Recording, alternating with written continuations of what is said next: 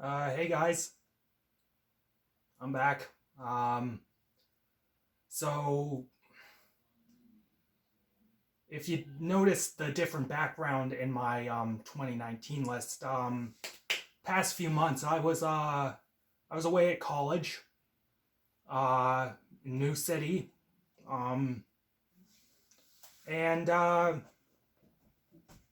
bit of a mixed bag experience, to be quite honest. A lot of it was great, some of it kind of sucked. Uh, and By the end of it, not gonna lie, I had a bit of a rough time of it. I didn't get much done in terms of videos. Um, but that happened.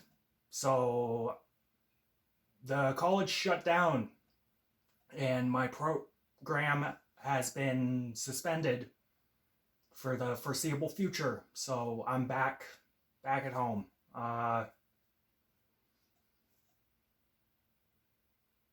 And I have nothing but time on my hands. So for the next few months, I'm going to be loading up every Friday.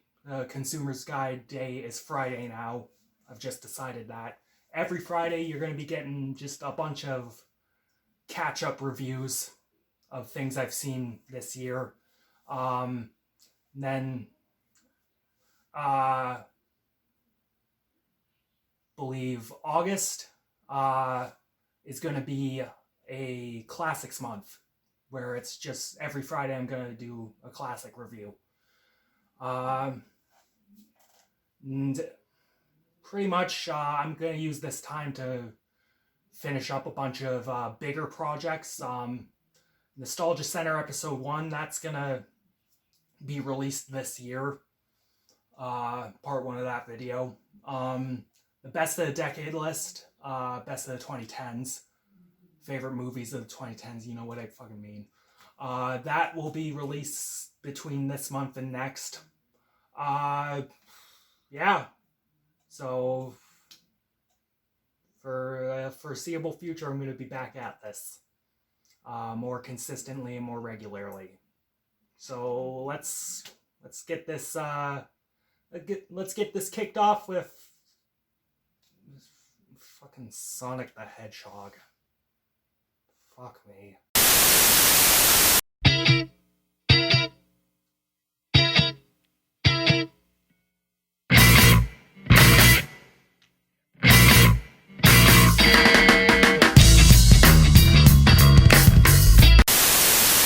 Hello everyone, welcome. My name is Phoenix and this is the Consumer's Guide to Filmmaking. Sonic the Hedgehog, 2020, Jeff Fowler. Sonic the Hedgehog tells the tale of the titular blue animal of the same name. Living on Earth, he lives a life of leisure until mounting loneliness causes him to flip out, and a giant burst of electricity radiates across the eastern United States, resulting in a massive blackout. After meeting the local sheriff, named Tom, and getting shot with a tranq gun, Sonic accidentally opens a portal to California and drops his teleportation rings through the portal. The military, taking notice of this massive power surge that just happened, they hire Dr. Robotnik to try and track down the hedgehog. Now on the run, Sonic and his new friend Sheriff Tom must travel to San Francisco in order to retrieve Sonic's teleportation rings and flee to safety. The film wasn't beyond redemption, but still kind of bad. This film was an incredibly soulless and bland kids movie. Now, I am sure at this point you are all aware of what the original design of Sonic was in this movie. Yikes. The fact that the studio and the animators even caved in to all this fan outrage and redesigned Sonic the Hedgehog was astounding. And good on them. At least in this version of the movie, Sonic looks like Sonic. And the writing in this film, while not without its issues, I'm going to talk about that soon, it was not wholly broken. Things moved along and happened when they were supposed to. The acting as well was fairly serviceable. Everyone just worked with what they had. I can't fault anyone for that, really. Anyways, this movie sucked. Here's why. Okay, so the writing, while it did its job, it was so boilerplate and mind-numbing. It had the most generic and hacky character beats ever. The humor didn't land 90% of the time. Sonic's dialogue was obnoxious at points. The entire story didn't even make sense at a couple points. Why can't Sonic run up the building and grab his rings?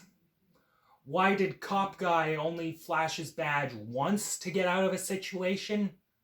Couldn't he have done that multiple times in the movie? He's also still a wanted fugitive at this point in the film. How did he even get away with it the one time he did near the end? It's just a sloppy script, really, in general, with no life or personality to it. Further, there was some really obnoxious product placement for, of all things, Olive Garden. It just made me want to rip my hair out. The technical elements as well were... Blech. The shot composition and editing were just cut and dry, lifeless bullshit. Nothing to talk about there, really. CGI was incredibly inconsistent, and it created some really uncanny valley-looking images at times. The score was the most forgettable tripe ever, and was only at all charming at the end when they used a piano rendition of the Green Hill Zone music from the video games. It's just, everything about this film was so uninspired, and I was close to fucking falling asleep in the theater. Remember theaters? Yeah. Back in the day, a few months ago when theaters were open. Fuck me. Seriously, I was about to fall asleep in the theater. And I would have fallen asleep had it not been for my friend there suffering with me.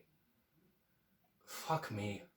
Overall, if your kid likes Sonic, he or she will probably be a happy camper on your movie night. I don't know. But do not expect anything out of this movie that will keep you engaged. You can skip this. I'm feeling a 4 out of 10 on this one. Glad to be back. Stefan, take it away. Yo, it's your boy Stefan. And if you made it to this part of the video, you know you just watched a fly-ass review by my man Phoenix. Make sure to like, share, and subscribe to this channel. Pass these videos around. Also, make sure to follow this channel on Twitter, Facebook, Instagram, MySpace, all that stuff. Links to those will be in the description. And man, if you like what's going on here, if you want Phoenix to keep doing his thing, man, you gotta donate to our Patreon and Subscribestar pages. That way, you can get all sorts of extra content that's just straight up baller. Yo, this your boy Stefan signing out. Peace!